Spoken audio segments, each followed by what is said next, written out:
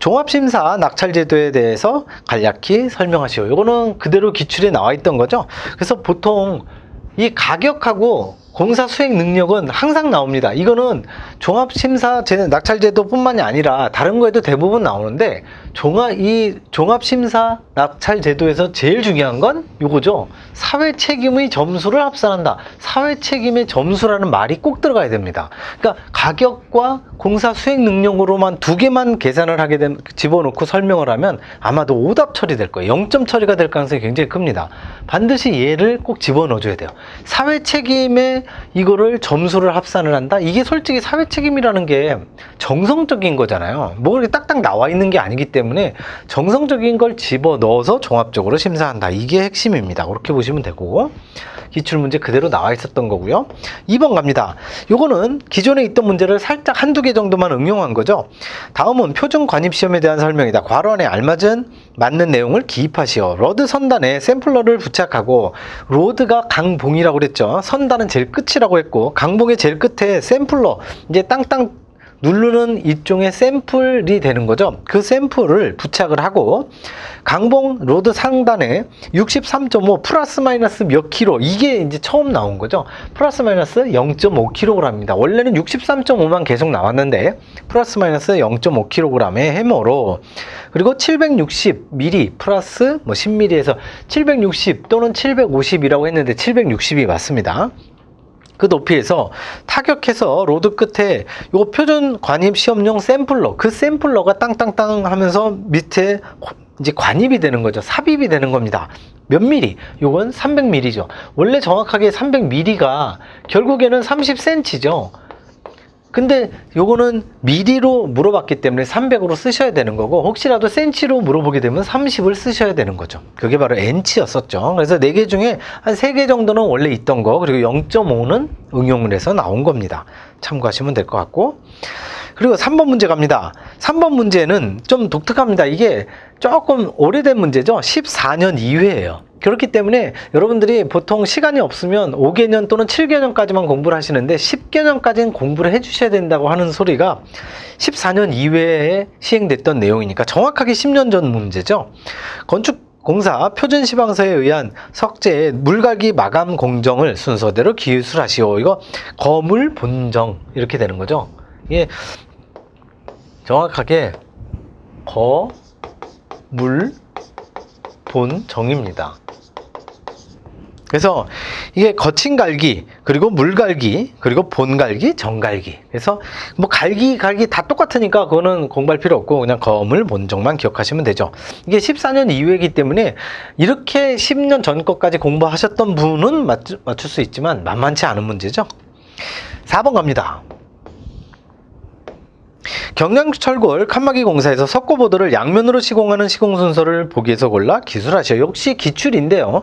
그게 석고보드를 양면으로 한다. 2번 거기 괄호 안에 나오죠. 석고보드는 2회 붙이시오. 이 2회 붙이라는 말이 있었기 때문에 그 2회만 추가로 들어가면 됩니다. 그래서 처음에가 바탕 처리 그리고 벽체틀 바탕을 먼저 고르게 처리를 하고 그다음 벽체틀을 설치를 하고 단열재 집어넣고 그리고 석고보드 마감 이렇게 하는 게 원래인데 석고보드를 2번 집어넣으라고 했으니까 석고보드를 2번 그러니까 요 석고보드 붙이기가 2번 들어간다 이거죠. 그리고 마무리 요거는 기출에 있는 내용하고 뭐 거의 똑같으니까 상관없고요.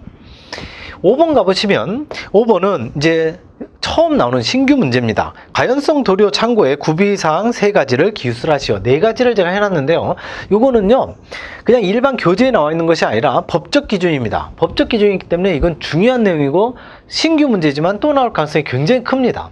자, 가연성 도료 창고 한마디로 연소할 수 있는 페인트 같은 거를 얘기하는 거죠. 그러니까 이게 한번 화재가 났다가는 완전히 그냥 이게 석유 부은 거하고 똑같이 되기 때문에 굉장히 조심해야 된다 하는 거죠. 독립된 단층 건물로서 주위 건물에서 1.5m 이상 반드시 떨어져 있게 한다. 화재가 났을 때 가연성이니까 휘발유 들이부은 거하고 똑같으니까 화염이 엄청나게 더 막 난리가 나겠죠. 그렇기 때문에 반드시 1.5m 이상 떨어져 있어야 되는 거고, 건물의 내부는 내화 구조 또는 방화 구조로 하되 뭐 구획정 장소가 들어가야 된다. 그러니까 내화 구조가 원래 1등입니다.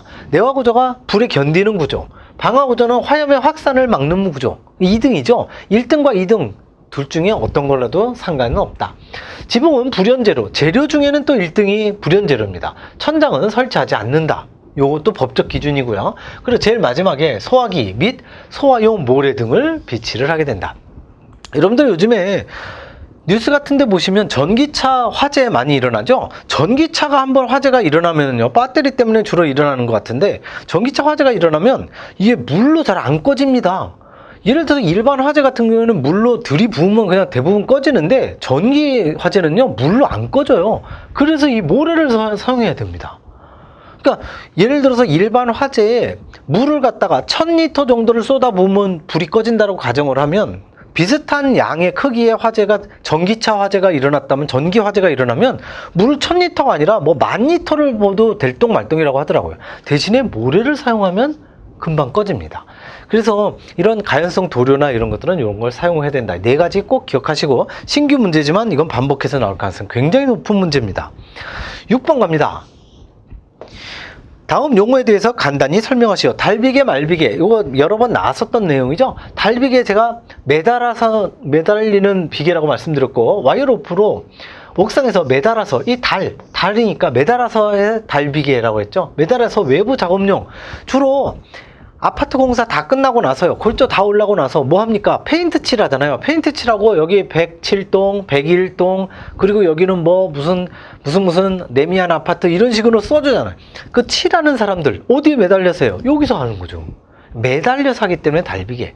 자, 말비계는 제가 뭐라고 그랬어요? 실내에서 말 타고 돌아다닌다고 말씀드렸죠. 그렇기 때문에 실내에서만 사용하는 건데, 이게 정확한 거는 뭐냐면, 두 개의 일정한 형태의 모양의 형태를 지닌 사단을 정상부를 결합시킨다. 이게 어떤 형태로 돼 있는 거냐면요,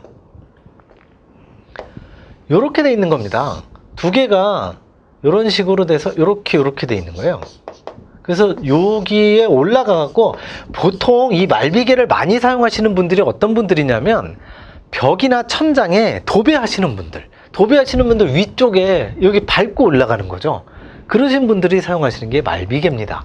그래서 두 개의 일정한 모양의 형태를 가진 사다리를 정상부, 여기 부분, 위쪽 부분이죠. 여기 정상 부분을 결합하고 다리를 벌린 모양으로 발판으로 사용하는 것, 여기까지가 정의인데, 실내에서만 사용을 한다는 것도 반드시 알아두시기 바라고. 자, 7번도 역시 기출로 나왔던 건데 살짝 바꾼 거죠. 옥상 시트 방수 마감에 대한 최하단부터의 순서를 보기에서 골라 순서대로 나열한 기술하시오.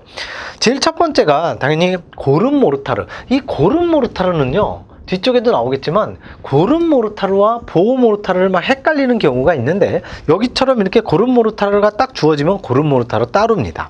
고름 모르타르가 제일 먼저, 그리고 나서 시트 방수, 그리고 보호 모르타르, 묵은 콘크리트, 목재 데크, 이렇게 되는 거죠. 우리가 발로 밟는 건 목재 데크를 밟게 되는 거죠. 그렇게 보시면 되고, 8번 갑니다. 8번은 뭐 워낙 많이 나왔던 내용이죠. 콘크리트의 알칼리 골재 반응의 방지 대책 2가지. 이건 반드시 3가지를 알아두라고 말씀드렸죠. 저 알칼리 시멘트, 항상 알칼리 때문에 일어나니까, 이 성분이 낮은 거, 저 알칼리 시멘트. 그리고 비반응성 골재, 항상 알칼리 골재 반응은 시멘트의 알칼리와 골재의 뭐 규소형 성분이 짬뽕이 되는 거잖아요. 그러니까 항상 반응성이 좀 낮은 거, 성분이 낮은 거 2개, 그리고 나서 알칼리 골재 반응을 촉진하는 수분, 이 수분의 흡수 방지, 한마디로 방수제나 흡수제 이런 거를 얘기를 하는 거죠. 자, 9번도 기출에 나와 있는 그대로죠. 그 다음 그림을 보고 맞는 줄눈 명칭을 기재하시오. 첫 번째가 바로 전체 있는 것 중에 살짝 있는 거, 인위적으로 내은 거 조절 줄눈. 두 번째, 이 보와 기둥 사이에 올려져 있는 거죠. 이거는 항상 슬라이딩 줄눈, 또는 요게 미끄럼 줄눈이라고도 한다고 그랬죠. 슬라이딩은 영어고 미끄럼은 우리말이고요. 미끄럼 줄눈도 해도 정답으로 간주됩니다.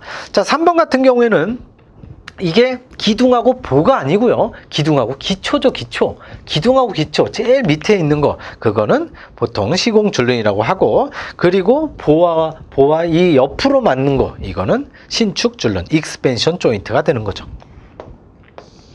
자, 10번 갑니다. 10번은 뭐 워낙 단골 문제죠. 건축공사 표준시방서에서 거푸집 널 존치기간 평균 기온이 10도 이상인 경우에, 그래서 이 표가 단골이기 때문에 무조건 암기하는 공식이 있었잖아요. 2, 3, 4, 5. 이 앞에 있는 이 주변에 있는 뭐 20도 이상이냐, 뭐 20도 미만이냐, 여기가 보통이냐, 무슨 뭐 조강 포트란 시멘트냐, 이런 거는 어차피 똑같이 주어지기 때문에 이 표가 그대로 시방서에 있는 표 그대로입니다. 그게 그대로 나오기 때문에 2, 3, 4, 5, 6, 8 이것만 기억하시면 되는 거죠. 근데 지금 보시면 주어진 게 2하고 8이 주어져 있어요. 보통은 이렇게 물어보는 게 보통이거든요. 근데 이번에는 1, 2, 3, 4 여기가 1, 여기가 2, 여기가 3, 여기가 4 이 순서죠. 그러니까 4, 5, 3, 6이 정답이 되는 거예요. 그러니까 반드시 요거를 2, 3, 4, 5, 6, 8을 잘 기억해 두시기 바랍니다.